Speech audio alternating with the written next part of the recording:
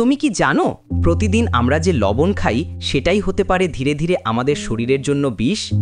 হ্যাঁ, লবণ দরকার, কিন্তু বেশি খাওয়া মানে নিজের শরীরকে কষ্ট দেওয়া। প্রথমত, বেশি লবণ খেলে রক্তচাপ বেড়ে যায়। এতে হৃদরোগ, স্ট্রোক আর কিডনি বিকল হওয়ার ঝুঁকি বাড়ে। দ্বিতীয়ত, কিডনি বেশি কাজ করতে করতে দুর্বল হয়ে পড়ে, ফলে শরীরে বিষাক্ত পদার্থ জমে যেতে পারে।